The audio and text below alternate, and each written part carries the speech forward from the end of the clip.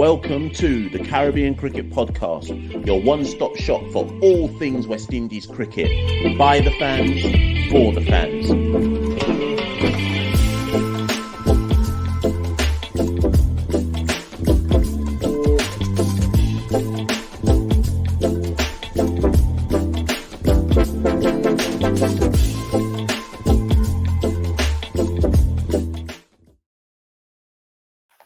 Yes, ladies and gentlemen, welcome back to another edition of the Caribbean Cricket Podcast. I'm one half of the Caribbean Cricket Podcast, Machel St. Patrick here, and with me as ever is my partner in crime, Santokie Nagilendran. Santokie, how you doing? Yeah, Mash, all good, and I know there'll be a lot of people looking forward to this video dropping. Obviously, big day today in West Indies cricket. We announced the 15-man squad who will be leading the line at the home T20 World Cup starting next month. And as always, there's a lot of talking points, Mash. But before we get into the squad selections, got a shout out. Obviously, first things first, like, comment, subscribe. We're on the road to 9,000 subscribers on YouTube. So follow the movement, spread the word about the Caribbean Cricket Podcast. First things first, Mash, I got to give Cricket West Indies a bit some credit because whilst most nations in the world announced it sort of on social media, their squads, Cricket West Indies done a big press conference today. They dropped a promo video. Desmond Haynes, Darren Sammy were there in attendance in Barbados. They talked about, the legacy of this World Cup, how big it is, a home World Cup. So it felt like a big event with this announcement. And without further ado, Matt, should we get into the 15 players that were selected? Indeed, let's bring them up on the screen. So the 15 that we've got: Rovman Powell, captain; Alzarri Joseph, vice captain. I didn't even know Alzarri was vice captain. I don't know where that came from. Johnson Charles, Roston Chase, Shimron Hetmyer, Jason Holder, Shea Hope, Akil Hussain, Shamar Joseph, Brandon King, Gudakesh Moti, Nicholas Puran, Andre Russell, Sherfane Rutherford, and Romario Shepherd. Where do we even start, Santokie? Let's get into the two omissions from the last series against Australia, O'Shane Thomas and Carl Mayers. The two additions, we're going to get the headlines. Shamar Joseph has been hurtled into the side for the World Cup. And Shimron Hetmyer, the icon, he's been playing for Rajasthan Royals, finishing for Rajasthan Royals in the IPL. He gets a recall into the side. So, Mash, I guess it's only right we just talk about those sort of movements. So let's talk about the inclusions. Shamar Joseph, we've mentioned it on previous episodes. We talked about, if he has a good IPL, he could make it to the World Cup squad. He's played one game for the Lucknow Super Giants. He's been thrown into the World Cup squad. He's only played 3 T20 matches in his career. He's not taken a wicket in T20 cricket. What's your initial take on seeing Shamar Joseph in the squad?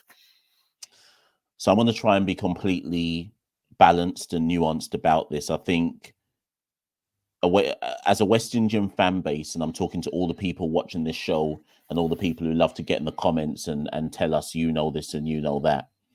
This is an attempt to just look at it from both sides of the coin here. A couple of weeks ago, Darren Sammy said in a press conference, I think it was, I can't remember what that press conference was about, but it was in Barbados. And he said at a press conference, one of the Caribbean journalists asked him about Shamar Joseph, and he said, it's important to not get carried away by hype. We need to see how players perform. That was before Shamar Joseph had even played a game in IPL. Since that comment about 2.5 weeks ago, 3 weeks ago, Shamar Joseph, as you said, Santokie, has played one game and one game only. This feels like a hype pick, Santokie, because regardless of people there will be people out there who try to justify this pick and say, yeah, it makes sense because of this, it makes sense because of that. And I'm not saying it won't come off. That people need to understand, Santokie, I'm not saying it won't come off. For all you and I know, this could be one of the most inspired picks of all time. But where I draw the line, Santokie, is people trying to justify the pick as if it makes logical sense. There is no logic behind this. And all I would implore of people is to accept that there's no logic behind the pick, right? Because he hasn't got any T20 experience. He's got no T20 wickets. Of course, yes, we saw what he did in Australia. We know that he's got express pace. We know that some people are going to say, well, that's an X factor, which apart from Alzarri Joseph, no one else can really bring the squad. But there's a difference between this and Santokie. When Shamar Joseph got called up to the West Indies Test side, that was off the back of taking wickets in domestic cricket for Guyana and then going to South Africa and taking wickets for West Indies A. He didn't turn up in the West Indies Test team by magic. There was some context, there was some background to go off, there was some stats to go off, there was performances to go off. If everybody is being truthful about this pick, they would say he has come in on a pure hype and prayer. This is a Hail Mary pass. We are just hoping this comes off because of what he did in Australia. If he didn't do what he did in Australia, there'd be no way he'd be in this conversation at all, right? So I just want people to accept that this is a complete and utter gamble. No more, no less, because there's no rational justification for it. Yeah, this is a pure vibes decision. They've gone with Shamar Joseph to build on that momentum from the Test series. It's a completely different format, but as you said, Mash, we're not here to say, oh, it's Shamar Joseph is definitely going to fail at this World Cup. Like you said, for all we know, he could be the key that kind of gets West Indies into the later stages. So it could be an inspired move. However, as you said, we can't go on any evidence or analytics or anything. This is basically, we just have to take it at face value. It's a hype pick, as you said. We've gone for Shamar Joseph. He's the star of the moment. The uproar, if he wasn't picked, would be chaotic, I think. So they've taken the gamble. Desmond Haynes and Sammy, they said, you know what? We'll take this gamble. It's a high-risk gamble, but it's a home World Cup. We got to take that chance. The one thing I will say is Obed McCoy not being in the squad is a surprise to me, because Obed McCoy, obviously, he's had fitness issues. He's played in Nepal. He's played all the games, I think, so far. Mm-hmm. He's performed well. We know what Obed McCoy can do, especially in the power play. So to have Obed McCoy fit and not in the squad makes the Shamar Joseph pick even more of a gamble, because you've put Shamar Joseph in. And what you referenced there about the Test side is completely correct. He was coming off performances in red ball cricket, but it was also because we had a lack of bowling options. In this scenario, he's leaped ahead of Obed McCoy. Obviously, Shamar Joseph has got more pace, but Obed McCoy missing out is a big gamble not to pick him in this squad as well, because you know what he can do in the T20 format. So there's two caveats to it, but as you said, Mash, it could very well pay off. We just have to, as you said, be honest and say we can't try and justify it. I've seen on social media a few comments, talking about the justification and why he was picked and all these kind of things. We just have to say it's a risk, and it could pay off, it could not. That's what you do with risks. So it is what it is with Shamar Joseph. Hopefully he can perform well in T20 cricket, but there's no justification or evidence to suggest what his form will be like in the format. So I raised this in a group chat of mine, because I'm fairly certain some of those people in the group chat will be watching this video. We do. And one of the points that was raised as a counter when I said that, I think I raised the point that we've just discussed now, that Shamar is basically a Hail Mary. It's a gamble, right? They said, well, Obed McCoy, because I'm now going off your Obed McCoy point. I'm surprised Obed McCoy is not in the squad. I would have had him in a heartbeat. We knew that Darren Sammy said there was 2 spaces up for grabs. I just assumed one would go to Obed McCoy. Yeah. For a start, Obed McCoy offers something that none of the other pacers bring. He left arm seam. It's a different angle. Plus, Obed McCoy is the only bowler in the region that best replicates what we had with Darren Bravo, an ability to bowl off cutters, an ability to bowl disguised slower balls, an ability to bowl the quicker one. He's got the most variations out of everybody probably in the Caribbean. And more importantly, Santokie, Obed can bowl in the power play, he can bowl in the middle, and he can bowl at the death. And we've seen him do it for the West Indies. So now he's fit again and performing in Nepal. It just doesn't make sense to me why you wouldn't take him, right, in terms of an alternative. And also, Santokie, because bowling's our weakness. We know what the batters can do, but there are huge question marks about our bowling's ability to take wickets up front and defend anything lower than 20 at the death, right? So anyway, somebody said to me, if you want McCoy in the squad, he's not in competition with Shamar Joseph. He's in competition with Jason Holder, and Holder should have come out for Obed McCoy. I don't know where I stand on that argument, because I think Holder potentially plays a different role to what Obed McCoy's role is. Obed McCoy, if he's in that squad and team, is bowling his 4 overs. Shamar Joseph if he's in that squad and team is bowling his 4 overs. Jason Holder isn't just an out and out bowler. He's not necessarily going to bowl all 4. He might do, but he's not necessarily going to bowl all 4. And also, if you look at that squad of bowlers now, Santokie, if you look at our seamers, you got Dre, Romario, Shamar, Alzari, and probably Jason, right? Irrespective of who you think is good or bad, if you're asking me who can bowl different kinds of deliveries in this format of cricket, Jason's probably above a few of them. Yeah. If you see where I'm coming from, so I don't know where I buy this argument that if Obed was in, it should be Holder that comes out. What do you think about that, Santokie? Yeah, no, I don't think they're a like-for-like comparison. I think it was between Shamar Joseph and Obed McCoy, if you're confirming it. I think, as you said, Holder offers the variations and, importantly, can contribute with the bat as well. So I don't think it would ever be down to Obed McCoy or Jason Holder. I just think it was Shamar and Obed. So, yeah, O'Shane Thomas, we knew he wasn't going to make the squad. Surely, Mash, Obed McCoy's got to go as a reserve. I know Desmond Haynes said they're going to finalise that in a few weeks. Surely you've got to have Obed McCoy as the number 1 reserve. Just because, as you said, I'm surprised he's not in this squad. But that just goes to show what a gamble it is taking Shamar Joseph in here. And the other omission, Carl Mayers, obviously, Mash, on your Monday phone-in show, you kind of suggested that, you thought at this point Hetmyer would probably get the nod ahead of most likely Mayers. It's gone that way. Desmond Haynes in a press conference today said they just felt having a finisher was more valuable than having someone at the top order to open. I'm a bit conflicted on that one because I think when we've got the likes of Shepherd and Russell, we've got the finishers in the side. If you're looking at openers for the past year, it's been a battle between Brandon King, Johnson Charles, and Carl Mayers. Now you've taken Mayers out of the equation. Unless you're going for a radical change-up, you're essentially banking on Johnson Charles and Brandon King to be those consistent openers in the World Cup. Yeah, so this was another thing that came up in the Uncle's group chat, right? First things first, I don't buy the argument they've given about Hetmyer. I think it's bullshit. Because Santokie, I'm going to give the following players are all finishers in our squad. Rovman Powell is a finisher. Shafane Rutherford is a finisher. Andre Russell is a finisher. Romario Shepherd is a finisher. We already have 4. So why would you go in a press conference and say, we just felt we needed another finisher? Bro, what are you talking about? What do you mean? We've already got 4. What is Shimron added? And that doesn't mean I don't think Shimron should be in the squad. I think we've got to be realistic, Santokie. If we're talking about the 15 best short format cricketers in the Caribbean, Shimron's obviously in the top 15. But is Shimron's role needed in this World Cup squad? Arguably, Santokie, no. Because the whole point was, when we played England, he got the run. He got the run against India. He got the run against England. He didn't perform. They brought Rutherford in, and Rutherford performed. So Rutherford has leapfrogged him, right? So what are we saying?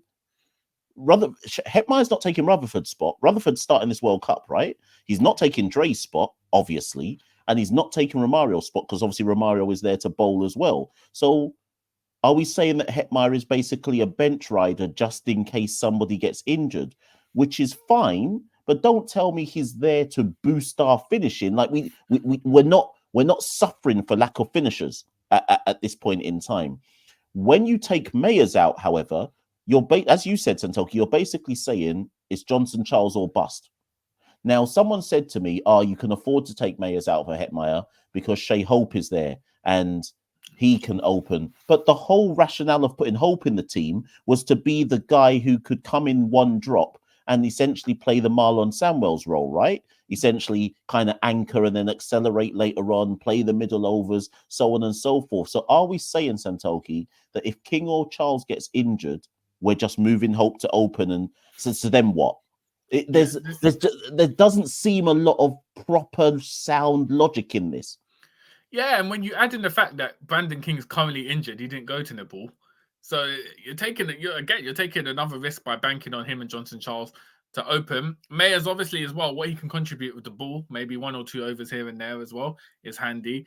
I just think if you're going with that option of moving Hope up to open, you're putting pressure on because Hope's not going to score fast in the power play. And let's say he stays in. After 8 overs, it might be 58 for nothing. Hope there at the crease. you're putting pressure then on the middle order to come in and just bang, score runs. I think with the team we've got and our setup and what worked well last year is the team has the batting firepower, but you'll need overs to hit that in. I think if you want to set pace, you can't start with Hope as an opener. I don't think he's going to set the pace and the rhythm for the rest of the innings. And definitely with our bowling resources, this is a side that's going to have to post big totals to get the wins. So I don't think Hope's a viable alternative to have as opener. As you said, he's sort of the guy that glues it, the Marlon Samuels role later down. So the fact that we are relying on Johnson Charles and Brandon King is a big call from Haynes and Sammy, you know, because open has been a problem now for a while. And rather than trying to add depth, they've taken out Carl Mayers. Obviously, the plan A, I'm imagining, would have been to get Evan Lewis back in the side. The fact they called him up for the Nepal side. Him not going to Nepal is throwing a spanner in the works. They've decided not to back Carl Mayers. So Johnson Charles and Brandon King, you know, they're going to have to deal with being the openers and not having... Also, as well, you haven't got the pressure of somebody on taking your spot. For the past year, it's been a case of we have to perform, or Mayers is going to get in, or King is going to get back in. You've kind of taken away that pressure as well. So that's a very interesting decision. And as you said, it contradicts what said in the press conference, because why do we need a finisher when we've got so much depth? Surely it would have been more viable to take a proven opener into this West Indies side. So again, another big call from Desmond Haynes and Darren Sammy there, Mash. I'm going to defend them slightly if this is their logic. And I bet this wasn't their logic, but they're going to claim now, they'll watch this and then say, yeah, this was our logic, right? This only makes sense to me. So let's just say, argument's sake, Santokie, we get out the first group. So we play Uganda, Papua New Guinea, New Zealand, and Afghanistan. Now, let's just say Johnson Charles or Brandon King fails in all 4 games in that first group stage, but we make it through due to the depth of batting that we've got. You get now to the Super 8s, you've had one of your openers fail all of the games, or 3 out of the 4 in the first round. Who replaces them? Now, the argument goes, based on who's left in the squad, you move Shea Hope to open, which then leaves a spot at 3, which would probably be filled by Roston Chase, I guess, which then allows you to play a 6th bowler. That's the only thing that I could see is the rationale here. But hear me out, Santokie. This is a controversial part now. This is when people get vexed. This is my theory that I'm working on. This is a home World Cup with a lot of people around the Caribbean, not necessarily us two, a lot of people around the Caribbean hyped, selling themselves dreams that we're going to win the World Cup, right? Cool. If we do, we do. If we don't, we don't, right? How much of picking Hetmyer was a PR pick? Hear me out, Santokie. If they didn't pick Hetmyer, the narrative and media fury would just be going on and on and on and on because of how polarizing Hetmyer is across the region. If they didn't pick him, it drives the media narrative all the way through to the World Cup. You should have picked Hetmyer. Should have picked Hetmyer. Why didn't you pick Hetmyer? Why is Hetmyer not in the squad? Hetmyer's one of the best 15 in the Caribbean. How could he not be in the squad? Where's Hetmyer? Where's Hetmyer?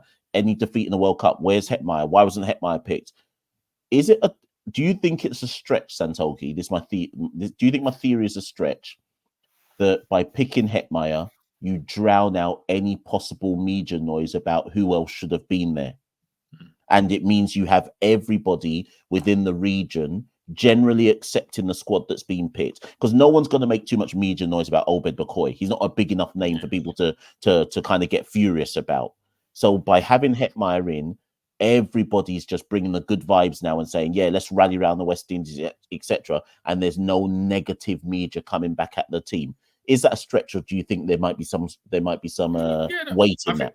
I think that's a rational theory. As you said, it sort of drowns out the noise, takes away the off-field pressure now on the squad, because as you said, no one's really going to have that many complaints about Obed McCoy not being in the squad. Whereas if Hetmyer, because of Hetmyer's profile, especially in India, there would be massive uproar across the world, not even within the region. Why isn't Hetmyer at playing for West Indies at the World Cup? He's doing well for Rajasthan Royals as the finisher. So I think as well, it kind of silences the arguments about selection dilemmas. You've essentially picked the best players available in the region. So I think that is a credible theory, Mesh. And it will be interesting to see kind of how, if they fit Hetmyer into the squad, how it goes there. And it also sort of reflects just how powerful the IPL is, because let's not forget Hetmyer was dropped from the England series, didn't play against Exactly. Australia. Didn't play against Australia. Now he's But back again. What was the currency- rationale? Yeah, his currency is up because of how well what he's been doing for Rajasthan Royals. So essentially,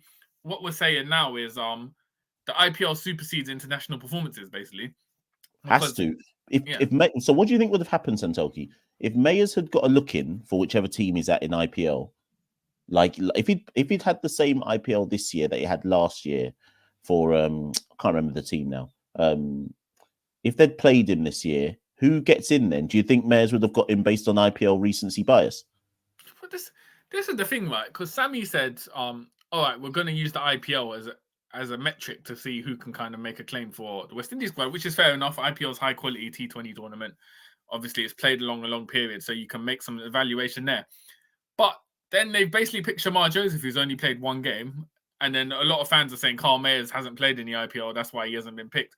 But then Shamar Joseph only played one game. So again, the IPL metric doesn't really make any sense. And as you said, Mash, if Mayers had a run in the IPL, then who would, on recency bias, who would they pick? Like it's a very strange thing at the moment. I'm more inclined to believe. I didn't think Hetmyer should be in the squad personally.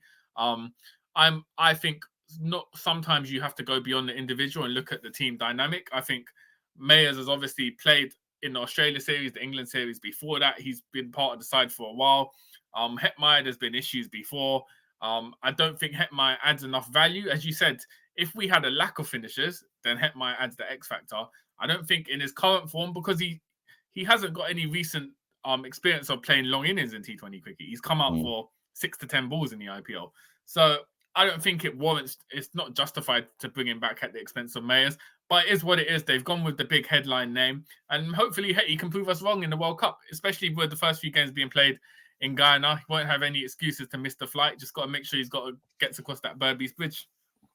So listen, I'm glad you've made that point at the end, though, because irrespective of whoever's picked and whatever the reasons are and so on and so forth, we're still rallying. We're still rallying around the team to win, regardless whether Hetty's in, whether Hetty's not in, whether Mayers is out or in. We're still rallying around the team regardless. But never a dull day in West Indies cricket, Santokie. If this World Cup doesn't go well, you know people will be cussing about how, so the same people saying now what an inspired pick Shamar Joseph was. If it don't go well, it'll be the same people cussing. Why do we pick a man who only had 3 T20s to his name to go to the World Cup? On our Twitter handle, Santokie, a few hours before we went live, before we recorded this, I wrote a tweet, and I just want your take on it. I wrote a tweet because I said, if for the England series, Nicholas Pooran was suddenly selected to be in our test squad, there would be uproar. He's not played enough red ball cricket. What's Nicholas Pooran? How did he get into an England test squad? What's the rationale for this? He needs to go play some red ball games. This despite the fact he's got tons of ODI internationals and T20 experience, averages 40 in ODIs, etc. Why do you think there isn't the same uproar the other way round for Shamar Joseph, who has no T20 experience to speak of, but people are like, yeah, that makes sense. That pick makes sense. What do you think the difference is, Santokie? I just think, cricket's a game where, test cricket's seen as the prestigious sort of longer format where you have to earn your stripes to get that test call up. I think T20 cricket is still sort of seen as almost like the junk cricket. So it's not as much of a gamble. So I think that's primarily, and also I think with fast bowlers, there's always this perception that, you don't need to be trained. You could just go out there. And so the idea is that, oh, well, he bowled at pace. He got wickets at the Gabba. Surely he can do it in a World Cup in T20 cricket kind of thing. Whereas Nicholas Pooran, the argument is he has to put the hours in first class cricket, play in front of 5 people in Providence to get that call up and earn the cap in the name of Frank Worrell and Clive Lloyd and everyone. So I think it's just perceptions of the format. But Mash, that's also a good point, because the gamble also affects Shamar Joseph in that he's basically the MVP going into this England Test series. By if he wasn't in this T20 World Cup squad, he could get a county contract, or he could hone up on his red ball skills. By picking him in his World Cup squad, not only he has to perform for the World Cup, but you're taking away what practice he had for the red ball series. Because let's imagine we get to the final. Sammy and Haynes said in the press conference he believes West Indies are going to win it. So let's say this happens. You get to the final. We're playing England in the test, 8-9 days later. So Shamar Joseph, if he plays in that final, within a week he's suddenly got to go to Lords and repeat his Gabba heroics. Same time, so you're kind of we sacrificed the whole England series for the World Cups. So we basically the one thing Shamar Joseph had shown he was good at, taking test wickets, we basically sacrificed that and throwing him into a T20 World Cup because it's a home World Cup and we've hit the panic button. So again, it just shows to show what a big gambler that is, because no matter how much of a superstar Shamar Joseph is, he's going to be cooked by the time we get to that England tour in the summer. And then people are going to have expectations for him to repeat the Gabba heroics in England. It's just not feasible. I mean, he could prove me wrong again, but we're not setting up the best environment for him to perform across all formats. So it's a massive gamble once again. Whereas on the flip side, someone like Obed McCoy is a T20 specialist. So then you kind of got to weigh that up as well. Listen, I'll just end by saying this to slightly defend Sammy. Sammy said 3-4 weeks ago, West Indies need a power play bowler. I assume that they are gambling that Shamar Joseph can be that guy. What that doesn't explain to me, Santokie, is he also said we need somebody at the death. I mean, I can just about understand how you can say, yeah, Shamar Joseph is now going to be a power play bowler and maybe a couple overs outside in the middle, right? I am concerned, Santokie, when I look at this squad. This is the final thing we'll just discuss. When you look at this squad, Santokie, and you look at overs 18, 19, and 20, who in that squad fills you with confidence that we could defend, let's just say, so that's 18 balls. Who, if we needed to defend 50 runs in 18 balls, who are you giving the last 3 overs to with confidence that they're going to defend that? If it's Uganda and the Providence Stadium, I have to give it to Moti and have to just pray Moti can deliver. If we're talking against a full member nation on a faster pitch, there's not much confidence. We're just gonna have to hope Shamar Joseph can come up with the goods. Otherwise, what we doing? Throwing it to Russell and hoping Russell can come up with the goods, basically. So I looked at it. I was racking my brain today, going, who's bowling our last 3? And in the end, I was like, Shepherd, Joseph, Russell, argument's sake. The problem, I'm not saying they couldn't defend something, Santokie. My issue is I think they defend something 1 in every 3 or 4 games. That there's just not the level of consistency to suggest that they could defend a tight game on a regular enough basis, which is, again, just to kind of finish, why I find it so bizarre that they didn't pick Obed, because Obed at least has a history of playing with us at bowling well at the death. So we've effectively said, let's go for the gamble on Shamar to get power play wickets rather than go for the solidity of Obed, knowing that he can help tighten us up at the back end, as well as maybe getting some wickets in the power play. So it's an interesting gamble they've gone for. Yeah, I think the fact you said the solidity of Obed McCoy is spot on. I think there's certain power play death bowl overs, bowlers who, regardless of the match situation, we know that they're gonna bowl tight generally in most games. They'll know what they did do. I think with Shepherd and Russell, you have bowlers in a situation where if the game's getting out of hand, let's say we're playing England and the last 2-3 overs have gone for 35, 40 runs, Shepherd's going to take licks most likely. He gets swept up in the emotion of the game as well. So I wouldn't say they're bankers. As you said, probably 1 in 4 games they probably perform well, but they haven't got that consistency of Obed McCoy. So again, it's a high risk one, but as with all risk match, there could be a high payoff. Shamar Joseph could come off, Russell and Shepherd, they all could come off as a bowling unit.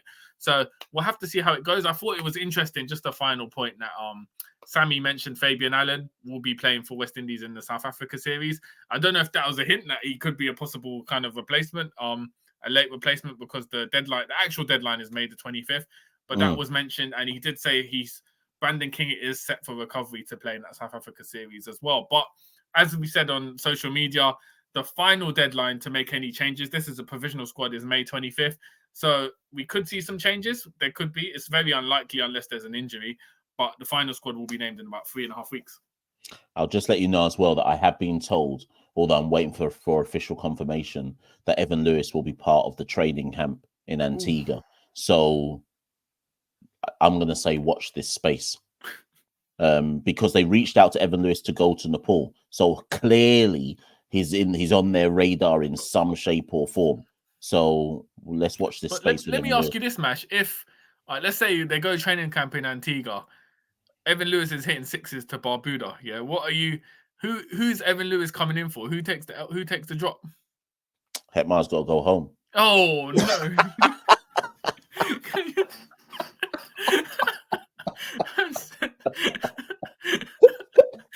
If you wanted the media to go mad, Santokie, that would send everybody in the Caribbean into overdrive if something like that happens.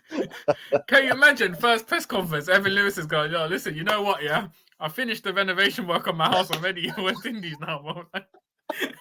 That 2-year hiatus since Desmond Haynes said he couldn't play because he was doing up his house, you know. So, well, yeah, as you said, never a dull day in West Indies cricket. You know, we're not going to go what's happened. But Mash, final word before I hand over to you. We always say, you know, West Indies cricket is everything. It's the biggest thing for us. This weekend, you know, eagle-eyed viewers will notice you've got a certain football kit in your background. You've got the Bromley tracksuit. Is this fair to say? Obviously, for those who don't know, Mash, 25 years in the game, supporting Bromley FC in the 5th division, currently in the 5th division of English football. This Sunday, they play a playoff game to get into the English Football League system for the first time in their history. Mash, sum up how big a weekend it is. How are you feeling? Excited, nervous? What's going on at the moment? Boy, biggest game ever in our history, you know. This is the biggest game of my life. I don't know, Santokie. Do you know what? It hasn't really sunk home. It hasn't until I get to Wembley on Sunday and they walk out on the pitch. That's when it'll probably sink in that we could be 90 minutes away from a first ever promotion to the English Football League, which is crazy. It's crazy, Santokie. I haven't yet thought how I'll react if we don't do it, though. There could be real tears in my eyes. Tears, yeah. One game away from it. You might see me have to take a hiatus from Caribbean Cricket Podcast to get over it. Man said it's Santokie and the people's champ for the foreseeable future. But for those who care, what is it? I think it's a 3:00 kickoff on Sunday on TNT Sports in the UK, so you can watch it if you want. Bromley versus Solihull Moors playoff promotion final. So those want to watch it, it is on TV. And you'll see me on Monday, either happy or in absolute. If you thought the Netherlands thing was bad, Santokie, if we lose. Oh. But we'll see. Listen, anyway, Santokie, let's wrap this one. People will be back as ever. What's on the horizon? The Nepal game, the final Nepal game, I think, is tomorrow. Yeah. West Indies women finished off their series today. They won 4-1.